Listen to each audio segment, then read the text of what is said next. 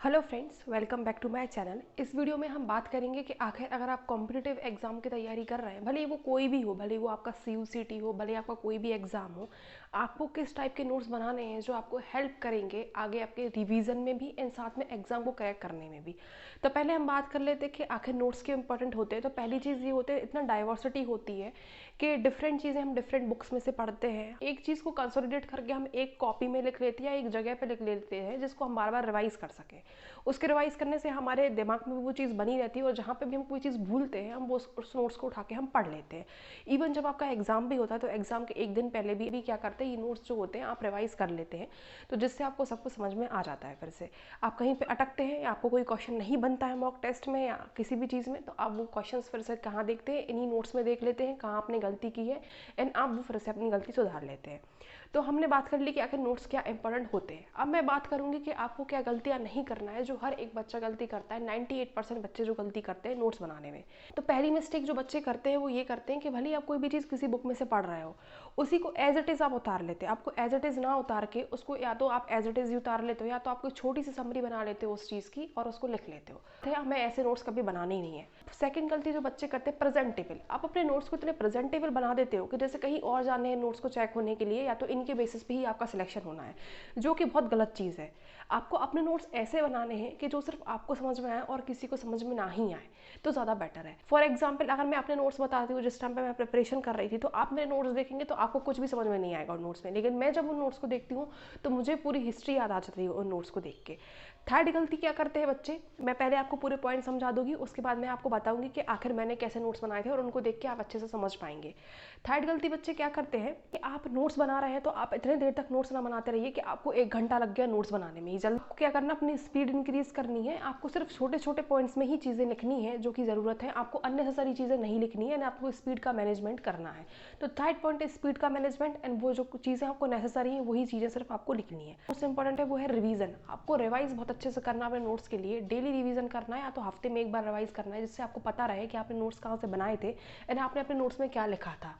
Fifth point जो बहुत important point है, बच्चे क्या करते हैं कि एक ही सब्जेक्ट के या एक ही टॉपिक पे मल्टीपल नोट्स बना लेते हैं। फॉर एग्जांपल, अगर आपने हिस्ट्री पढ़ी, मॉडर्न हिस्ट्री, तो आपने आधी मॉडर्न हिस्ट्री इससे पढ़ ली, आधी मॉडर्न हिस्ट्री किसी और से पढ़ ली एंड उसके क्या है अलग अलग नोट्स बना लिए। आपको सिंगल नोट्स बनाना है और आपको अपने सोर्सेज लिमिटेड रखने हैं। सोर्सेज लिमिटेड मतलब कि अगर मुझे मॉडर्न हिस्ट्री पढ़नी तो मुझे सिर्फ इसी से पढ़नी या इसी बुक में से मॉडर्न हिस्ट्री पढ़नी, मुझे और किसी बुक में से मॉडर्न हिस्ट्री नहीं पढ़नी। आप सिंगल टॉपिक के, सिंगल बुक के आप मल्टीपल नोट्स बना लेते हो, जिसको रिवाइज करना बहुत ज़्यादा डिफिकल्ट हो जाता है। तो अब मैं अपने नोट्स आपको बताती हूँ जिससे आपको समझ में आएगा। इवन मैं इसकी PDF भी आपको डिस्क्रिप्शन बॉक्स में दे दूंगी, जिससे आपको समझ में आएगा कि आखिर असली नोट्स बनाया कैसे जाते हैं। तो अगर आप देखेंगे, मे बी इतने पूरे कैमरा में आ पाए या ना आ पाए, ये पूरा एक नोट्स है। ये नीचे तक पूरे नोट्स हैं मेरे, इसके पीछे भी नोट्स हैं, ये पूरे नोट्स हैं। इसमें सिर्फ अगर आप देख सकते हैं हेडलाइन इधर पे दी गई है, ये सिर्फ मॉडर्न हिस्ट्री के नोट्स हैं। इसमें पूरी मॉडर्न हिस्ट्री दी गई है, पूरी मॉडर्न हिस्ट्री मैंने इसमें लिखी गई है। इतनी बड़ी जो मॉडर्न हिस्ट्री की बुक आती है मैंने सिर्फ इसमें ही कंसोलिडेट करके लिख ली है। मॉडर्न हिस्ट्री के जो इंपॉर्टेंट पॉइंट्स हैं मैंने वो सारे इंपॉर्टेंट पॉइंट्स लिखे हुए हैं एंड इवन मैंने डिफरेंट कलर्स भी यूज़ किए हुए हैं जो हाईलाइट मुझे पॉइंट्स करने रहते हैं।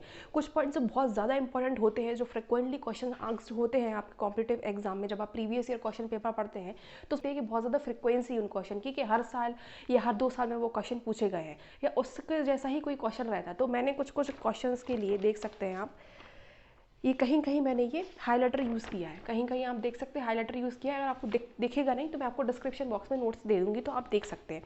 इवन मैंने क्या किया है, बुलेट्स पॉइंट भी लिखे हैं, डिफरेंट पेन्स भी यूज़ किए हैं, मैंने कैपिटल लेटर भी यूज़ किया है, मैंने कुछ ऐसे पेन्स भी यूज़ किए जिससे मुझे पता रहा है कि मुझे कहाँ पे ज़्यादा फोकस करना है, कहाँ पे चीज़ें फोकस नहीं करना। ये नोट्स का रिवीजन भी मेरा बहुत जल्दी हो जाता था, मे बी आध घंटा या 1 घंटा में पूरा रिवीजन हो जाता है।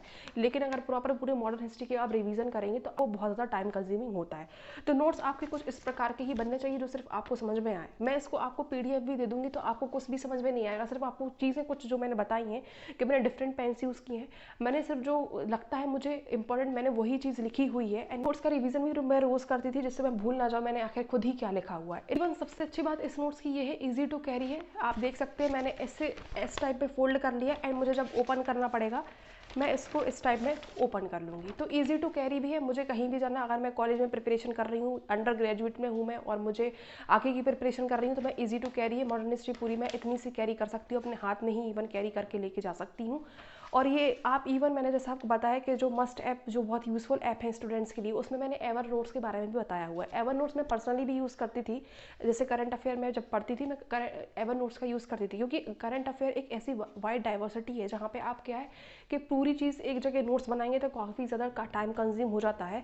आप एवर नोट्स में मैं उस चीज़ को स्क्रीनशॉट लेके या उस चीज़ का शॉर्ट फॉर्म लिख के ऑडियो भी रिकॉर्ड कर सकते हैं, या आप कुछ डायग्राम्स वगैरह या कुछ भी आप उस पर पेस्ट कर सकते हैं। तो करंट अफेयर्स के लिए मैं ऑलवेज एवर नोट्स यूज़ करती थी। आप भी एवर नोट्स यूज़ कर सकते हैं, डिफरेंट सब्जेक्ट के लिए भी एवर नोट आप यूज़ कर सकते हैं। तो इस तरीके से आपको नोट्स बनाने चाहिए। आई होप आपको चीज़ें समझ में आ गई होंगी, और अगर आपको कोई भी डाउट है तो आप मुझसे कमेंट सेक्शन में लिख के पूछ सकते हैं, मैं आपकी हेल्प करने की पूरी कोशिश करूँगी।